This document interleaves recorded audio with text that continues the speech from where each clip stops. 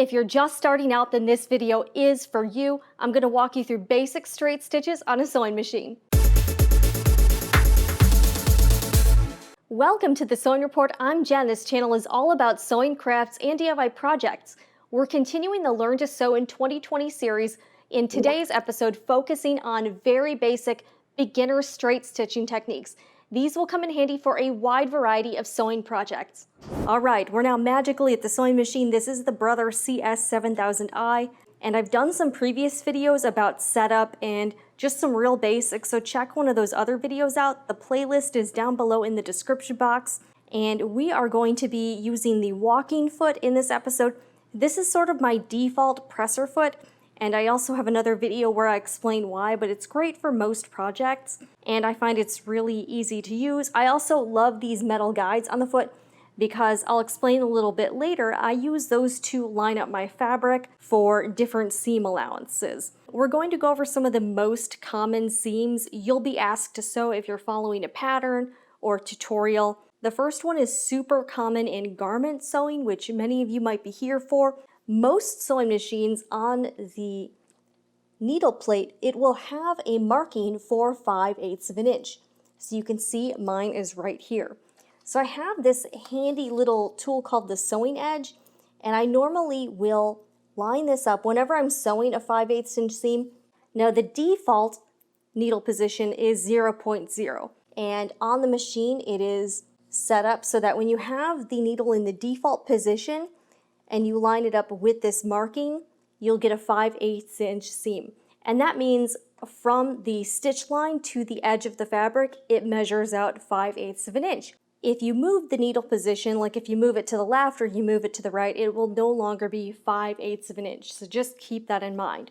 All right, I'm going to put the sewing edge in place, and this is a repositionable, just little edge, makes it really easy to line up your fabric. One tip I have is if you're sewing anything, get a scrap piece of fabric. This is called a fabric leader, and I will feed this under my machine before the piece I'm actually going to be sewing, just so that I don't get that rat's nest of thread underneath.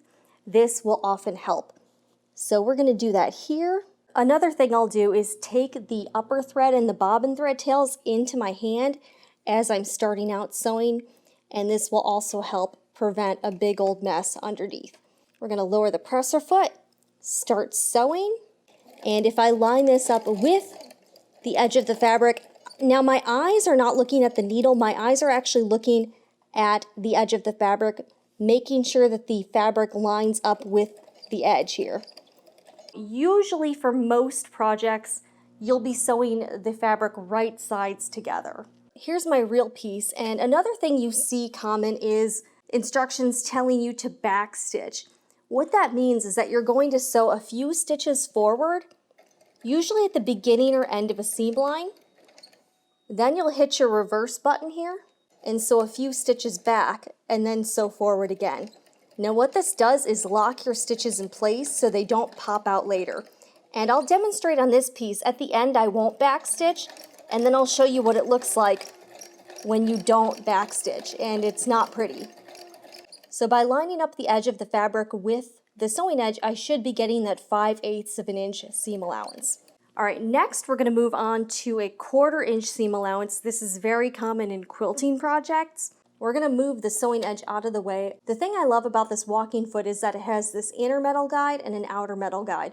So for the 1/4 inch seam allowance, I have figured out that if I change my needle position to 3.0, then if I line up the edge of the fabric with the inner metal guide, so you can see if I lower my needle, that's right at 1/4 of an inch. So that's perfect. You can really do this with any foot as long as you have a ruler like this with 1/8 inch marking lines. You can switch your needle position to figure out where you need to have your needle to get a specific seam allowance.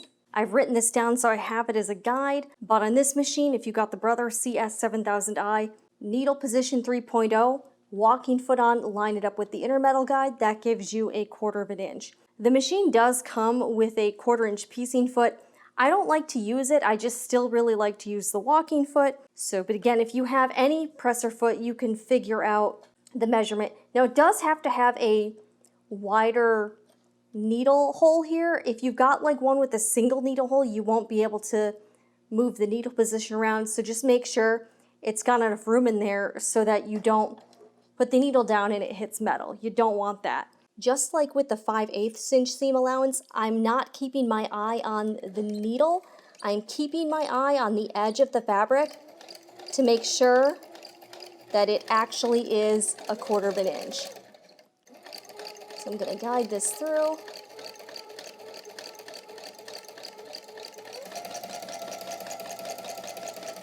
And you'll get better with this over time. It takes a little bit of just practice, just sew a straight line. I know that can be kind of a tricky thing. Now when I take a ruler and I measure from the stitch line to the edge of the fabric, I should get 1/4 inch. Next, we're going to do the 1/2 inch seam allowance. This isn't as common, but sometimes I'll do a 1/2 inch seam allowance if one, I have a fabric that frays a bit and there's real no set instructions on how much of a seam allowance you need. Sometimes you'll also see 3/8 of an inch seam allowance too, but you just have to, again, use a ruler like this and line it up, and you can set up your needle position in the edge of your foot to do any seam allowance. I figured out on this machine with the walking foot, if I line up the edge of the fabric, this time with the outer metal guide and not the inner metal guide, change my needle position to 0.5, that now should give me a 1/2 inch seam allowance, and you can see it lines up with this line on my ruler. Now I'm putting the fabric under the presser foot and I'm lining it up with the outer metal guide, and I will be back stitching this one. So a few stitches forward, a few stitches back, and then a few stitches forward, and that should be enough to lock the stitches in place. And again, I'm keeping my eye on the edge of the fabric, and this part I'm not really looking at the needle. It will take you a little bit of practice to sew straight lines. You'll get better at it. But if your lines are a little bit wonky at first, that's okay. Most of us were there. All right, here we go.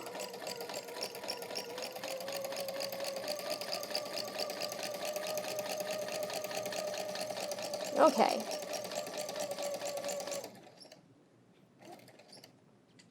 All right, more back stitching. And move forward.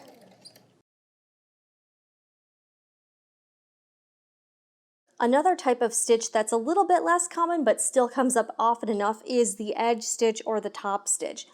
So you see I've got this piece and I've already sewn it together, then I pressed it to one side, and I'm going to be edge stitching a little bit away from this seam line, and top stitching is typically about 1/4 inch line, and that's more for decorative purposes like on jeans or like, you know, shirt collars, shirt pockets, that sort of thing.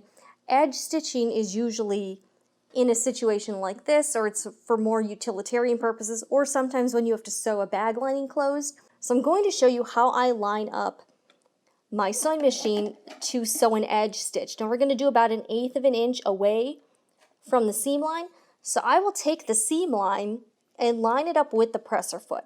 So I'm lining it up here on the walking foot with the inner metal guide to the left side. I'm moving the needle position as far left as it can go, which is 0.0.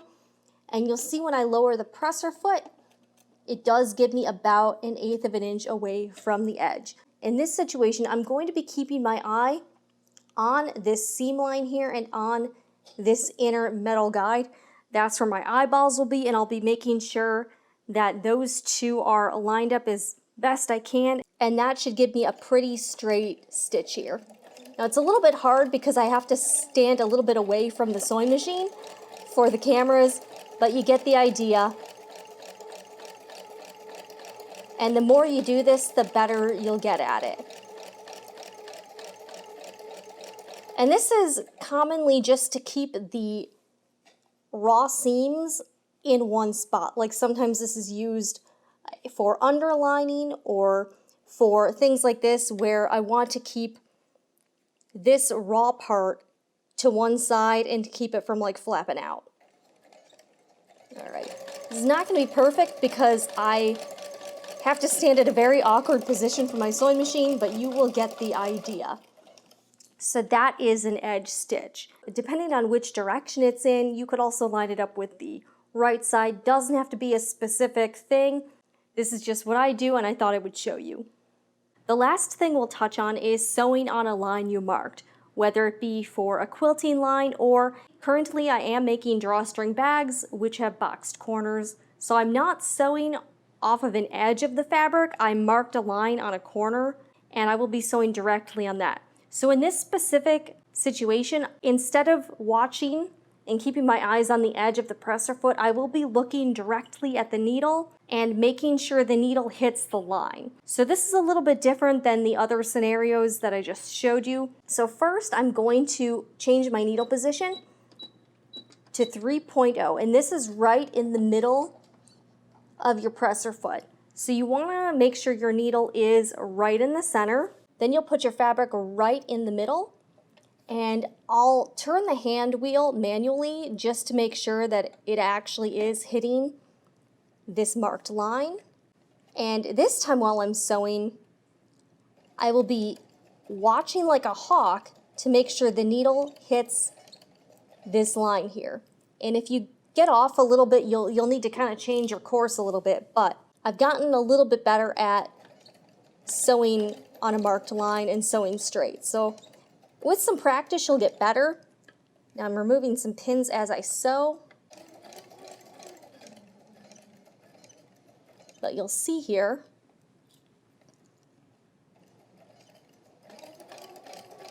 that I'm watching, I know you can't see my eyes, but I'm watching the needle and the line, and I'm not looking at the edge of the presser foot this time. And the reason I decided to do this video is because a lot of you are coming to me saying, hey Jen, great tutorial, but I don't even know where to begin. So this video is for the true beginner. I hope you did find this helpful. Leave me a comment below letting me know what you learned today.